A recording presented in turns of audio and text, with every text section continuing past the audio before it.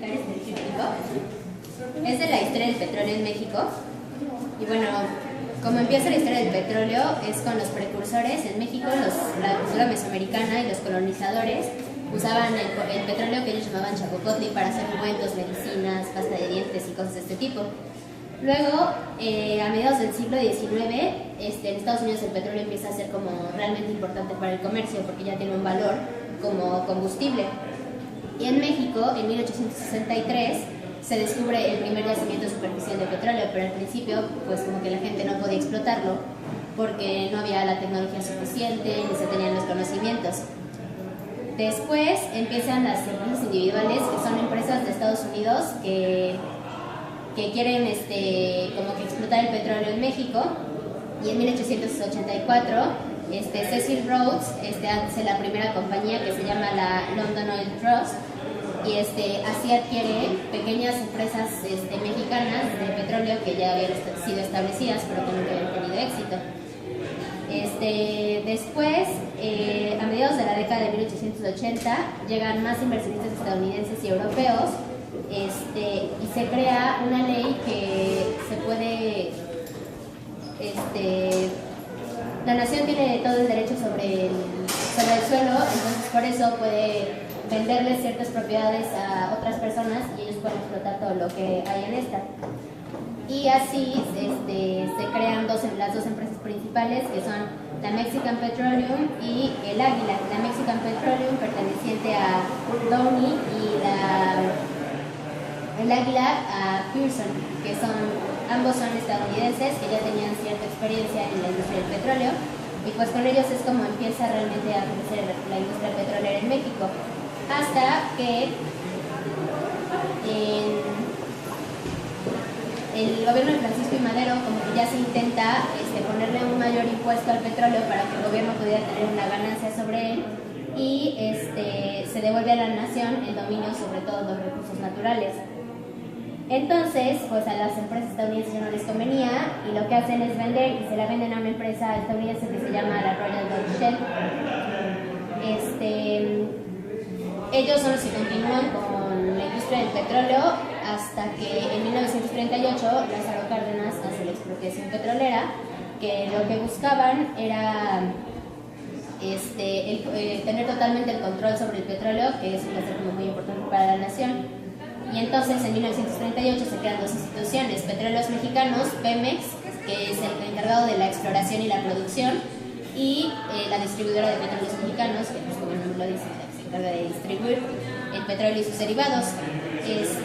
En 1966 se deja de exportar crudo por primera vez, y en 1973 se incrementan los precios para que realmente ya hubiera una ganancia, porque todo eso estaba subsidiado y el desafinar a Pemex no le convenía.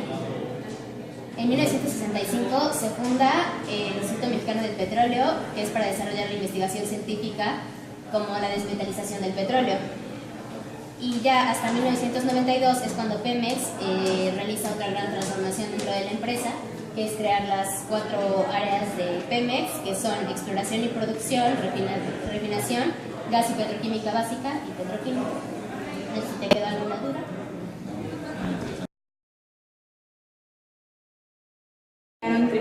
Sí, claro. Mira, es sobre los objetivos y principales modificaciones de la reforma energética. Okay. Hay varias, que es como las actividades de exploración y producción, los esquemas de contratación para actividades de exploración y producción, la ronda cero, también la compensación a Pemex por no asignaciones, la migración de asignaciones a contratos, reportes contables, la transparencia de estos contratos, las empresas productivas del Estado, atribuciones de entes reguladores, y también hay como modificaciones en los principales elementos del contenido nacional, en los principales elementos de las concesiones mineras y del medio ambiente y sustentabilidad.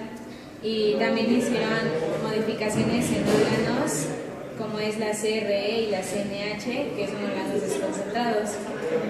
Pero lo más importante es que hicieron modificaciones en 3 artículos de la Constitución, en el 25, en el 27 y en el 28.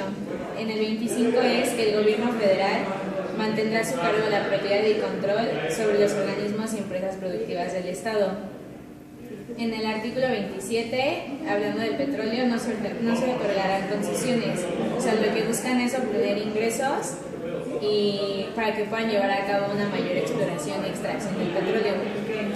Y en el artículo 28 es que no habrá monopolios y las funciones que el Estado ejerza de manera exclusiva en exploración y extracción del petróleo y los otros hidrocarburos.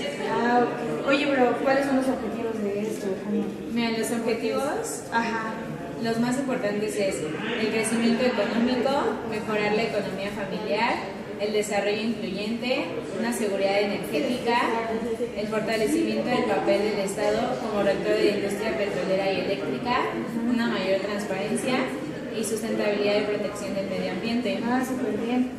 Como que esto te ayuda a conocer más sobre lo que hizo la reforma energética. Sí, claro. Qué interesante. Muchas gracias. No, de nada a ti. ¿Cómo están? Hola, ¿bien y tú? Bien también. Oigan, ¿tienen alguna idea de qué es Pemex? Obviamente sí. ¿Saben más o menos sus ganancias? ¿Tienen alguna idea? No, bueno, pues les platico. Pemex, o Petróleos Mexicanos, es de las empresas más rentables del país. Generó 720,000 millones de pesos en utilidades antes de pagar obviamente los impuestos, entre enero y septiembre del 2012. Todas estas ganancias son 3 veces superiores a las obtenidas en el mismo periodo si todas las empresas privadas juntaran y participaran en lo que participan en la Bolsa Mexicana de Valores. Imagínense cuánto dinero es. Incrementó anualmente el 26.8% de sus ganancias, obviamente si lo comparamos contra 2011, que es muchísimo. Sin embargo, esto se debe, 1, a elevar obviamente sus ventas. 2, a que pueden hacer las variables financieras como el tipo de cambio o una disminución en su deuda. Pero tampoco debemos de descontar el bien llamado gasolinazo, que eso nos afecta a todos, obviamente. Sí, exacto. El costo de las ventas, todo lo que vendieron, representó el 49% de los ingresos obtenidos en esta misma. Sin embargo, como cualquier otra empresa en México, no se pueden librar de los llamados impuestos, que esos generan unas grandes pérdidas comparado con la utilidad que ellos tienen. Esta carga fiscal absorbe el 95.5% de la utilidad que tiene la misma empresa, o sea, es muchísimo. De hecho, en el 2011 los números están en rojo por toda la carga fiscal que ellos tuvieron que pagar. Obviamente las ventas incrementales en 2012 representan números favorables para esta misma empresa. De acuerdo a lo que representa en la Bolsa Mexicana de Valores, la utilidad antes del pago de los impuestos son 568,000 millones. Los impuestos son 680,000 millones. Entonces, obviamente, la utilidad al final son solo 31,000 millones. Solamente eso. La empresa aporta una tercera parte de los ingresos tributarios del gobierno federal, que son, por lo menos por 3 décadas, lo que más aporta en todo lo que es la parte de este gobierno. Bueno, finalmente, las propiedades, las plantas, el equipo y todo lo que tiene activo y pasivo Pemex junta alrededor de 1,616,000 millones de pesos. ¿Cómo ven? Es muchísimo dinero, ¿verdad?